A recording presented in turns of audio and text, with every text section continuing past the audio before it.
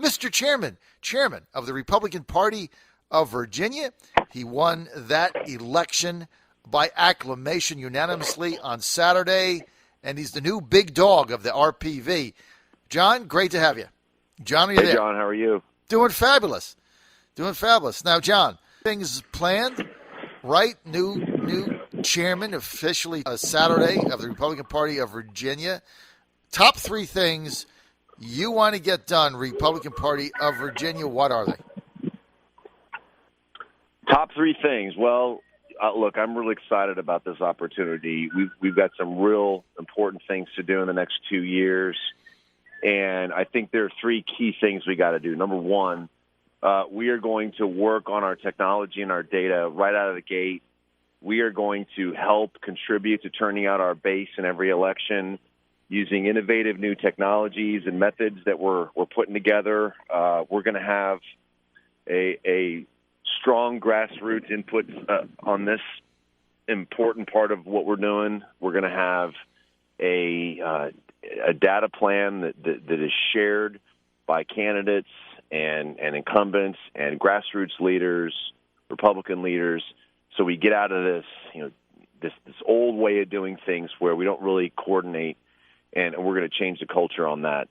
Number 2, we are going to make sure that the RPV is a strong independent fundraising apparatus itself, that it's a force to be reckoned with in Virginia politics, that it actually helps contribute to elections and building a structure that will carry us through holding the Senate and the House this year and 2016, being ready to support whoever our nominee is, and God knows who that could possibly be at this point with the field, what it is.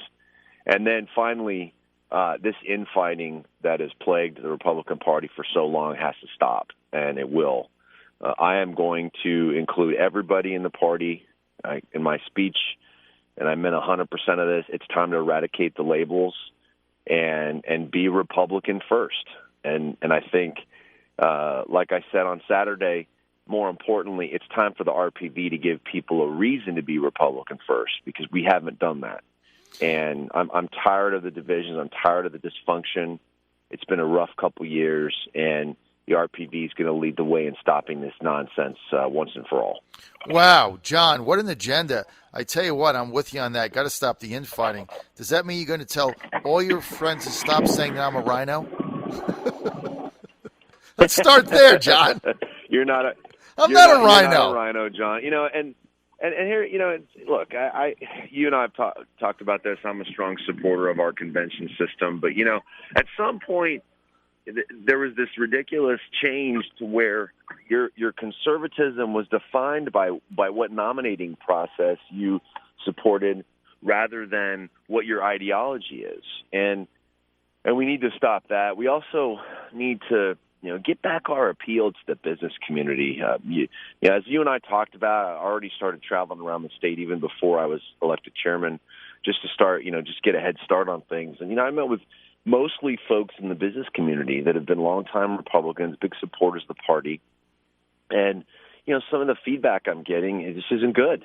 And we need to give them a reason why they should come back to the Republican Party. And as I was doing this, I saw it was very simple. It was a really simple answer. And we say it every meeting before we meet. A lot of units and districts say it before every meeting, and that's our Virginia Republican creed. Mm-hmm. It was written by a gentleman in Goochland County years and years and years ago. It's a very simple statement about who we are and what we stand for. It is, talks about strong national defense, fiscal responsibility, adherence to the Constitution, faith in a higher power, and what could be more fundamental than that? And when people ask me, what does the Republican Party stand for? It's a very, very simple answer. And the business community folks that are hearing that message and hearing what the creed says are getting it and really excited about some changes that we're doing. And I feel really good about bringing them back into among our supporters once again. Well, it's going to be a lot of fun, and I love what you just said. We've the Republicans, this infighting and these different battling blogs, and And I mean, I don't think I don't think it does anything to help anybody. And social media posts and blasting this and I mean, you don't get that on the Democrat side. I mean, you just look at them in Virginia; they're united.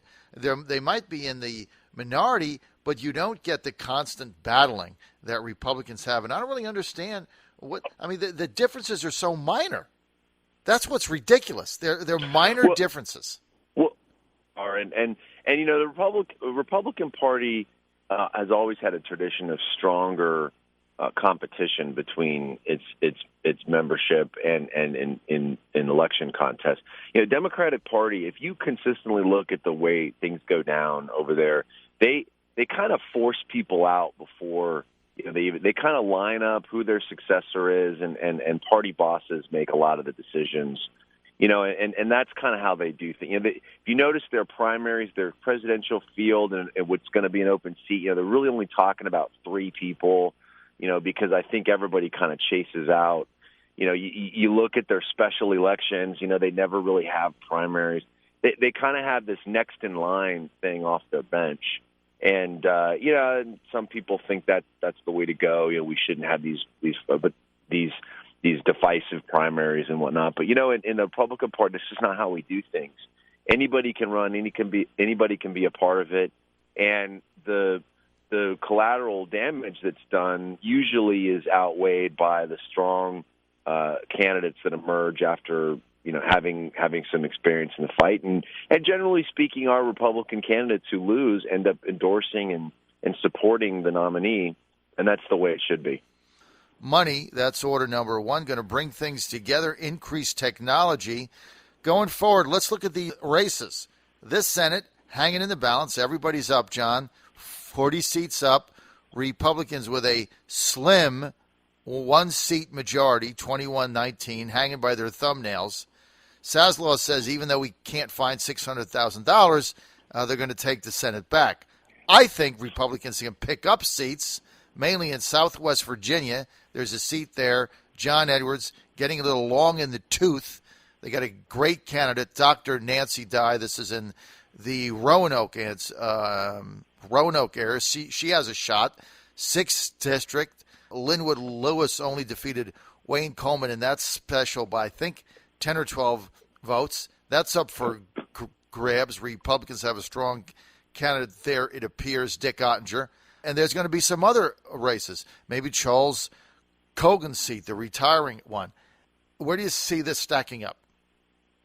Well, I agree with you 100% on what you just said. Nancy Dye is outstanding. I mean, I met her for the first time at the Advance in December. I've been following her for a couple of months now, and it's one of those things that comes along once in a while. It's kind of like a Barbara Comstock type candidate. A strong woman who is conservative, who's accomplished professionally, and is really quite a candidate. And I talked a little bit about this last time I was on. We've got 2 candidates, Hal Parrish and Jerry Foreman, up here in the Prince William and Stafford areas that are going to be running. These are 2 mayors of cities up here who've got excellent chances. And, if we can deliver, a little better than average turnout in the Fairfax parts of those districts, we can win those seats too. And, we're close to recruiting good candidates for the 33rd district up here against Jennifer Wexton. We've got a couple folks interested in that race. And, so that one's in play, and the way I see this year shaping out is we'll have for the first time a strong Republican Party of Virginia. And if you think about it, the way that these elections have gone for us, we've lost the statewide races by small margins. We lost Ed Gillespie by the thinnest of thin margins. And a strong, productive RPV could have made the difference. If we had been doing what we should be doing, we had the resources and the talent put together. Those 2 points that we lost to McAuliffe and those 17,000 votes we lost to Warner could have been made up by a strong state party. And so I think it's in everyone's best interest around the state. If you're listening, if you're a Republican from the from downstate, upstate, wherever you are, if you're elected official, whatever you are, the message is out there. This strengthening the Republican Party of Virginia matters, making it relevant to elections matters, and we need everybody's support, and we need to get to work. How are you going to raise money? Well, one of the things that I've been able to do up in the 10th District is keep our relationship with our elected officials and our business community strong. I'm active in the Loudoun Chamber of Commerce up here. I've got the elected officials have our back, we've got theirs, and we just don't have the same issues that we've had in the RPV and other areas of the state. And, when I bring that message around, sort of the success we had in the 10th, a lot of people want what we have up here. An awesome congressional representative. We have, we have good fundraising capabilities, and I think when we start talking about getting back to the creed, talking about the exciting things that we're going to do, our strategic plan that we put together, that things are going to be different from now on. People are just hungry for that, and it hasn't been too much of a problem. I mean, we've raised a solid amount of money and commitments so far, and the big one, John, and you better be there, because if you're not, I'm going to tell the floor line on you. On February 24th, we have Rick Perry coming to our inaugural Statesman's Dinner. And Rick Perry's going to come in. He's going to headline this event. We're going to have 400 or 500 people there. And it's going to be the first of many in a parade of presidential hopefuls that are going to be coming into Virginia because they want our electoral votes and our delegates to the Republican National Convention. And we are going to raise a lot of money off just the interest we have in our strong, presidential hopefuls. And that's going to be a great event on February 24th down in Richmond. Is it at night? Yeah, it's going to be nighttime. That's a Tuesday, actually. With these guys like Rick Perry, you kind of got to go on their schedule. So can we carry that live? Absolutely, you can carry that live. All right, John Whitbeck here, inviting the John Fredericks Show to carry what is it, John? Give me the name of it.